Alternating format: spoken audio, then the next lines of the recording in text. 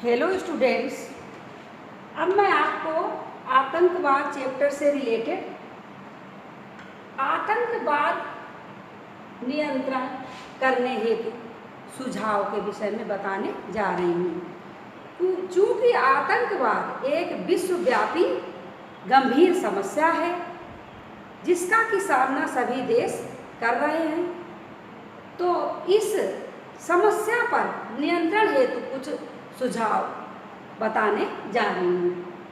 सबसे पहला है विरोधी देशों के प्रति प्रशिक्षण एवं प्रोत्साहन देना बंद।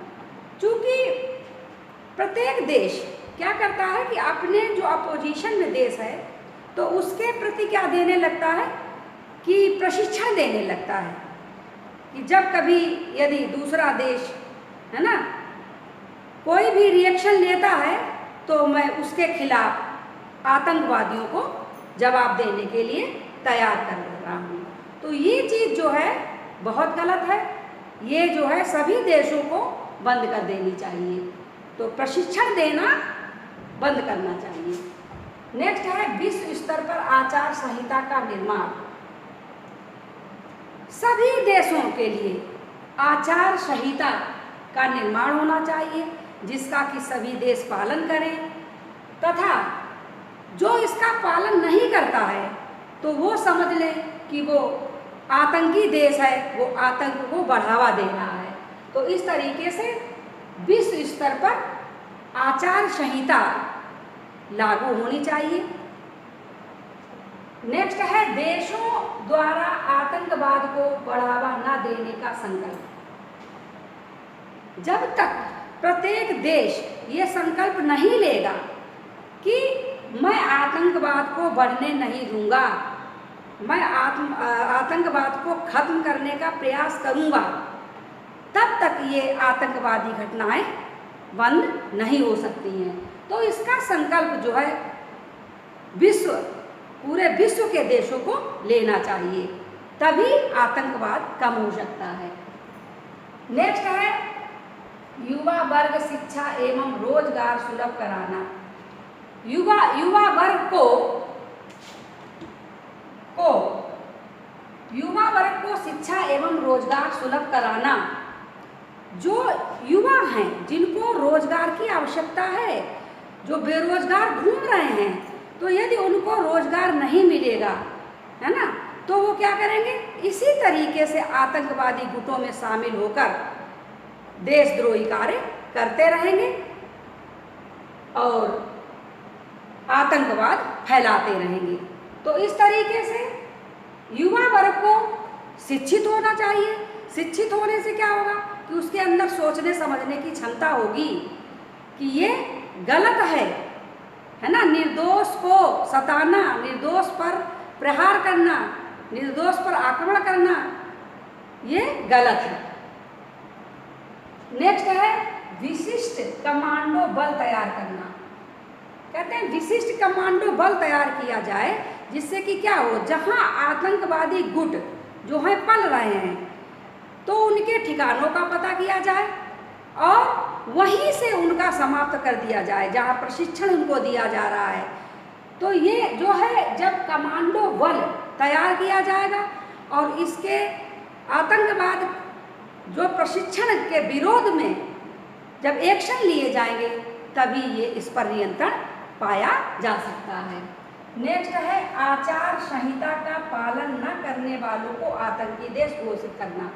तो इसका ऐलान कर देना चाहिए कि जो आचार संहिता का पालन नहीं करेंगे तो उनको क्या होगा, वो देशद्रोही की श्रेणी में आ जाएंगे। इससे क्या होगा, जो आतंकवाद को संरक्षण दे रहे हैं, प्रशिक्षण दे रहे हैं, तो उनको क्या होगा, उनको अंदर से अपने आप को जो है कमज़ोर पाएंगे। वो अपने आप को कहते हैं सभी देश के विरोध में अपने आप को नहीं खड़ा कर पाएंगे। तो ऐसा जो है जब क्या होगा, जब सभी इस पर एक्शन लेंगे, सभी देश आपस में मिलकर एक्शन लेंगे, तभी इस पर नियंत्रण पाया जा सकता है। नेक्स्ट है आपसी तनाव संघर्ष एवं वैमनस्य बातचीत के द्वारा हल करना।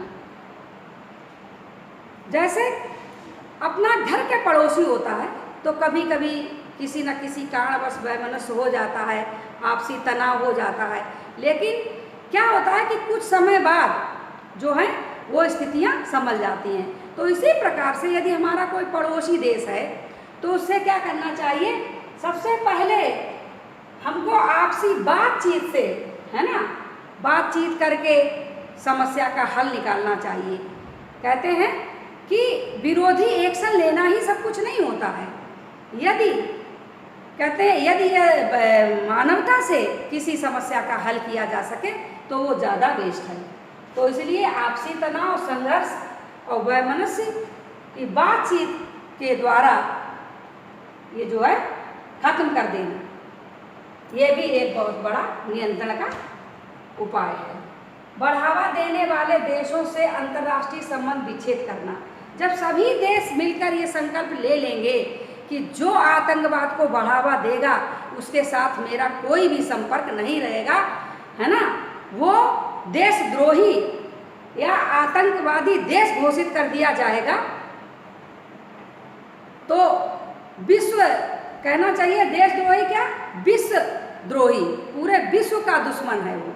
तो ऐसा यदि घोषित कर दिया जाए तो भी इस पर कुछ नियंत्रण पाया जा सकता है।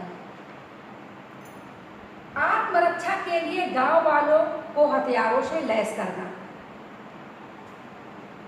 जब गांव वाले सक्षम होंगे आतंकवाद का सामना करने के लिए, है ना, उनके पास क्या होंगे, हथियार होंगे, तो क्या होगा कि जो आतंक जो फैलाते हैं उनको भय होगा कि अपोजिट की तरफ से भी मैं मारा जा सकता हूँ, मेरे ऊपर जो है एक्शन लिया जा सकता है। तो वो भयभीत होकर इस पर जो है जो आतंक फैलाते हैं उस पर नियंत्रण करेंगे। तो ये मतलब गांव वालों को मजबूत कर देना कि वो आतंकवाद का सामना कर सकें। नेक्स्ट है विकासशील देशों में शिक्षा के प्रति जागरण अभियान चलाना। जो विकासशील देश हैं, जो अभी विकसित नहीं हैं, जैसे कि भारत कैसा है, विकासशील देश है, विकसित नहीं है, तो विकासशील देशों में शिक्षा के प्रति जन जागरण अभियान चलाना, लोगों को जागरूक करना, है ना, कि मतलब आतंकवाद से किस तरीके से आपको सामना करना है और किस तरीके से अपने आप को बचाना है। तो ये भी एक नियंत्रण का उपाय है आतंकवाद पर। नेक्स्ट है अस्तित्ववाद में विश्वास। अस्तित्ववाद कहते हैं कि सभी ईश्वर की संतान हैं। हमारा क्या अस्तित्व है, हम एक ईश्वर की सभी संतान हैं। और आध्यात्म का ज्ञान कराना, सबको क्या होना चाहिए, आध्यात्म का ज्ञान होना चाहिए कि जैसा कि हमारे धर्मों में लिखा है कि मृत्यु के बाद सबको अपने कर्म का फल भोगना पड़ता है। तो इस चीज़ से सबको जागरूक किया जाए कि यदि कोई निर्दोष को सताएगा तो उसको क्या है, इसका दंड निश्चित मिलेगा। वो सांसारिक दंड से बच सकता है लेकिन ईश्वरीय दंड से वो नहीं बच सकता है। इस चीज़ का ज्ञान कराया जाए तो इससे भी जो है आतंकवाद पर नियंत्रण हो सकता है। राष्ट्रीय एकता एवं अंतर्राष्ट्रीय एकता में वृद्धि के प्रयास। देखा गया है कि राष्ट्रीय एकता और अंतर्राष्ट्रीय एकता में क्या है, एकता जो है नहीं रही है, आपसी भाईचारा नहीं रहा है, विश्व बंधुत्व की भावना नहीं रही है, वसुधैव कुटुंबकम की भावना नहीं रही है। तो इसीलिए जो आतंकवादी घटनाएं और भी घटती हैं। तो जब तक एक राष्ट्र का दूसरे राष्ट्र से, एक देश का दूसरे राष्ट्र से विश्व बंधुत्व की भावना नहीं होगा तब तक आतंकवाद की घटनाएं घटती रहेंगी। तो विश्व बंधुत्व की भावना होनी चाहिए जिससे कि आतंकवाद पर नियंत्रण पाया जा सके। नेक्स्ट है संयुक्त राष्ट्र संघ के सहयोग से आणविक ऊर्जा का निशस्त्रीकरण। संयुक्त राष्ट्र संघ तो जो है इसके द्वारा क्या हो कि आणविक जो ऊर्जा है उसको निशस्त्रीकरण कर दिया जाए, तो भी बहुत मात्रा में, बहुत हद तक आतंकवाद पर नियंत्रण पाया जा सकता है। नेक्स्ट है अपने मूल स्वरूप, आध्यात्मिक स्वरूप को समझना। जो हमारा मूल स्वरूप है, हम इंसान हैं, हमारे अंदर इंसानियत होनी चाहिए, हमारे अंदर मानवता होनी चाहिए, हमें नैतिकता का ज्ञान होना चाहिए। तो जब तक हम अपने मूल रूप को नहीं पहचानेंगे तब तक इस आतंकवाद पर नियंत्रण पाना असंभव है। नेक्स्ट है पुलिस, गुप्तचर विभाग, सुरक्षा बलों की सहायता से आतंकवादियों के ठिकाना नष्ट करना। तो क्या होना चाहिए?